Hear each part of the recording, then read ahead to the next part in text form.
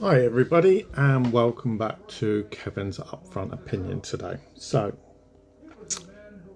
I thought I'd speak about family secrets and how they affect you in the long term. Now, in a way, I've never really had a family secret. Well, I haven't.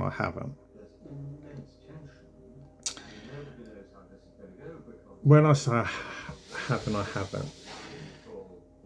The only thing that I really have, and it was from my kids, it was kept secret from my kids, but my wife always knew, my family knew. And my kids only found out recently. And that was that I had a child many years ago.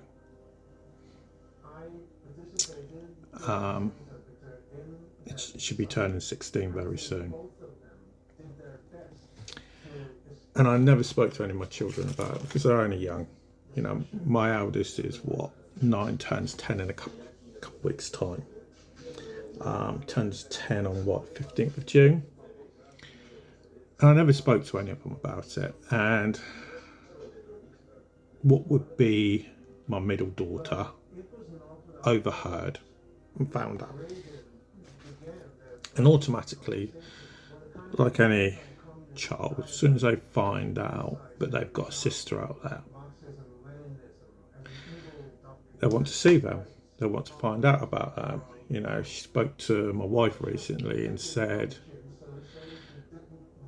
that her and my daughter Amy are going to be best friends. Oh God, I don't need this. And when I say I don't need it, it's not what I don't want to see my daughter. Obviously, I want to see my daughter. It comes out slightly wrong. For me is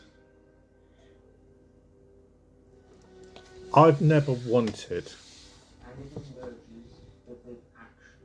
to say anything bad about my ex-girlfriend, and the reason is because I look at my own childhood, and this is something I said to her a little while ago. But me saying anything bad about her doesn't achieve anything. No matter who's right, who's wrong, whether she's right or she's wrong, or whether I'm right or wrong, doesn't really matter. The only thing that really matters is the kids at the end of the day. And I went through this battle when I was a kid because my father cleared off when I was about 6 years of age, something like that, 5, 6 years old. And I never saw him until I was about 19. And I'm 47 in a couple of months. And they can't even be civil to this day. You know, when I got married to my wife, I had to choose which one would go. My father refused to go if my mother went. When my kids got christened, I was put in the same position. When I renewed my wedding vows a couple of years ago, I was put in the same position yet again. Well, I was actually more than a couple of years ago, 3 years ago. It was 2 years ago. That's I think how long ago I renewed my wedding vows. So I got put in the same position yet again. So after spending many years of trying to find my daughter and pleading with my ex-girlfriend to be able to see her,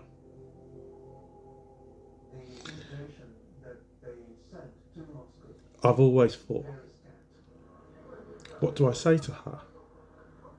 Why should she believe me that I've ever wanted anything to do with her? Why should she?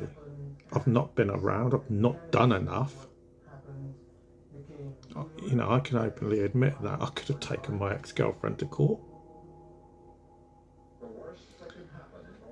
but I chose not to. And it wasn't about the money, so I wouldn't have thought twice about bankrupting myself.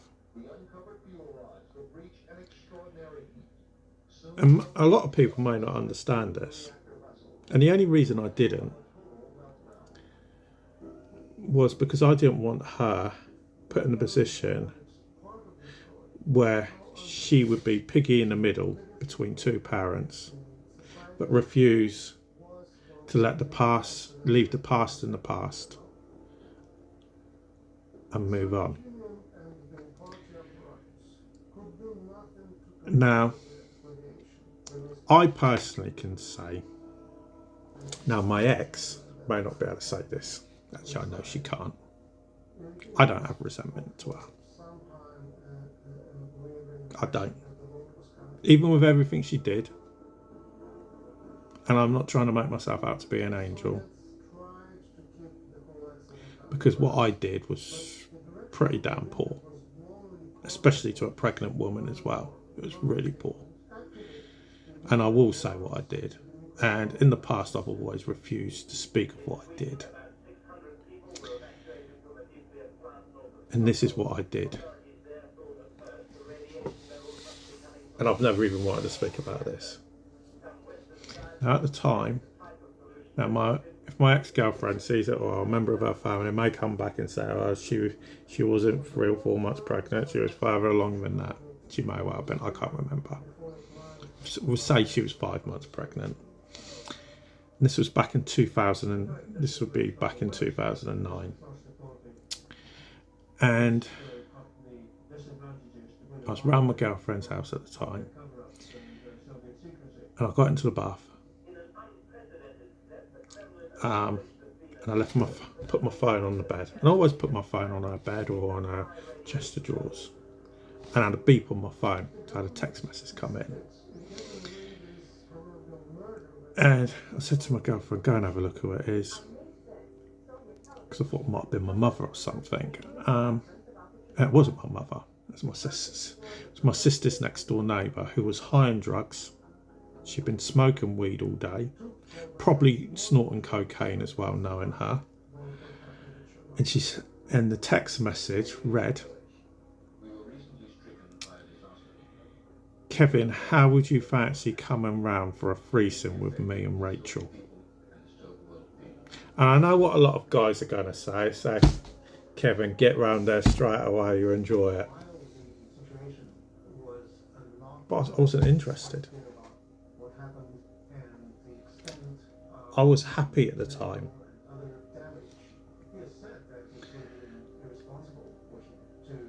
And from that text message, the following day, I went back to my mum's. Because I was due to go back to my mum's because I was still recovering from a bad epileptic seizure. And the irony is how you can do something can destroy your life for the rest of your life by making one mistake. And there's only 2 people, there'll be 3 people in the world but know about this. One's my sister, one's my wife, and obviously my ex-girlfriend's going to know because I did it to her. And she sent me a text message. Now, she may have told other people about it. And she sent me a text message and said, Kevin, I will always love you no matter what. And I remember that text message. And even though it's the nicest thing anybody's ever sent me, I acted like a twat. And I sent her a text message back saying, what, even if I cheated on you? And I know what a lot of women out there are going to say, you idiot. And that's the response I sent her. And for the rest of it wasn't the rest of the day, for a good few hours, she sent me message after message after message asking me if I did it. And I told her, no, I haven't. I've never cheated on anybody up until that period in my life. I'd never even considered cheating on her. I never had any interest in cheating on her. And she had her mum, well, from what she said, she had her mum and her sister keep on asking and saying that they didn't believe me. Now, my opinion back then, I didn't really care what her mother or sister thought, because it wasn't about them. Even to this day, it's not about them. And from doing that, I lost everything. I lost my girlfriend,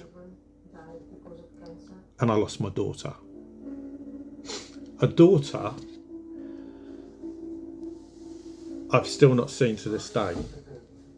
I've heard from her once, heard from her last month when she sent me a Facebook message asking me if I could wait until July, because obviously she's going through her GCSEs at the moment.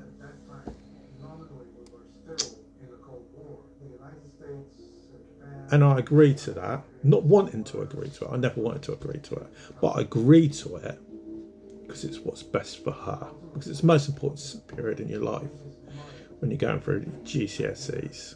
Didn't want to agree to it because I'd already waited 15 years.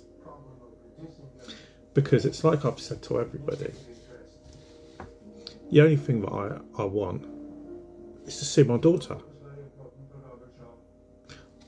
All I want is to know my daughter, and I've never been able to do that. So when the question comes about how does it affect you long term, the honest answer is it destroys you. It mentally destroys you. And I've always said I'm quite a strong person.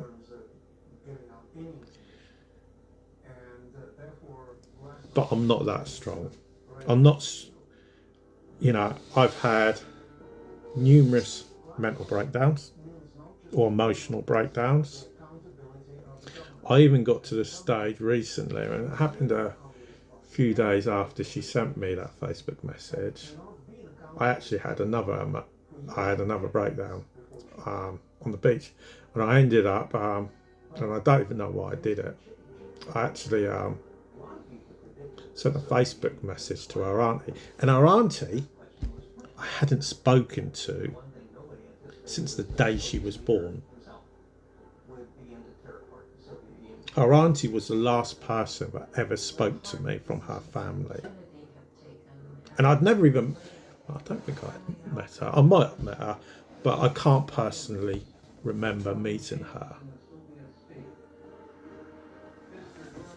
So when it comes to having a family secret, it's not really a family secret because people have known about it. It's just my kids that haven't known. The rest of my family have always known. And the one thing it's done to me is mentally destroy me. And I've never really been able to cope with the fact of not being able to see my daughter. Now, I don't know what she's ever been told about me. I always like to think that she's never been told anything bad or horrible. But then I look at what my own mother did. And that's where my fundamental problem is. Will I ever be able to repair the damage? That's something I don't know. I like to think that I will be able to. I like to think that she will speak to me. I like to think that she will be able to forgive me, because I have so much guilt for not being there. It's like she's going to have prom coming up. I should be there. She's going to have she's doing her GCSEs at the moment. I should be wishing her best luck. I'm not able to do that. And nobody can understand what that's like. I would like to be able to wish her good luck every day, even if it was just phoning her up. But I've made a promise. And the one thing I've always kept by is a promise. If I make a promise, I keep to my promises. Which even my stepdaughter can't deny that I do. So when people ask me what it does to you, the honest answer, it eats you up. Eats you up every single day, every minute or every second, every damn day. And there's nothing I can do. You know, yeah, I could go and there's no point going taking somebody to court at the end of the day over it. I could, but it's not really going to achieve much at the end of the day, and I'd never want to do that anyway. The only thing I hope is one day that my daughter Amy will be able to find a way to forgive me for what I did, because I haven't really got a defence. Yes, I did try. I did get in contact on numerous occasions. I don't know if you know. I truly don't know if you know. If I was to be brutally honest, and this will probably come back to bite me, I do know that 6 production companies, ITV production companies, got in touch with your family, but they refused to engage. Or I don't know if they actually got the messages. I assume that they got the messages. I can only take the assumption. All I got told by the production companies was they refused to engage.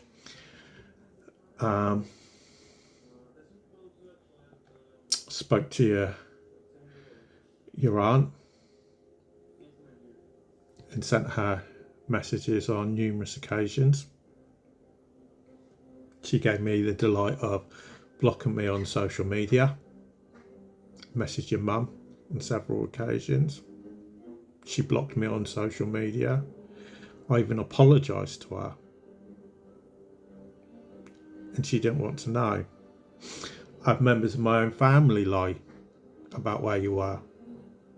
I got told you was out of the country, and it wasn't until you sent me a message I only found out 3 days before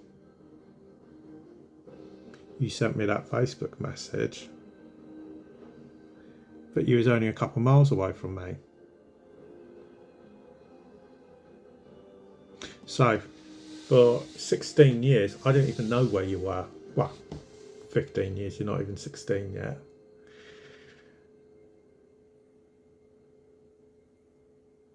So the one thing that I've learned is, one, and I know this is an awful thing to say, is one, not to trust anybody.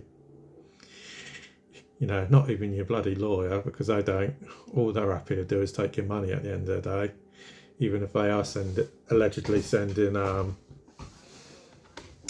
letters to your mother. Whether she received any of them, I don't know. All I can do is apologise.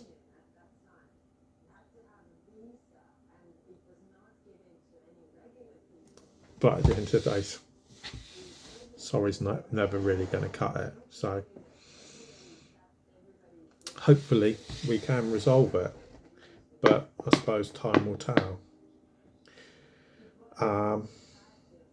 But as soon as you're ready to speak to me, just drop me a message. But for now, thanks for listening, and I'll speak to you all again a bit later.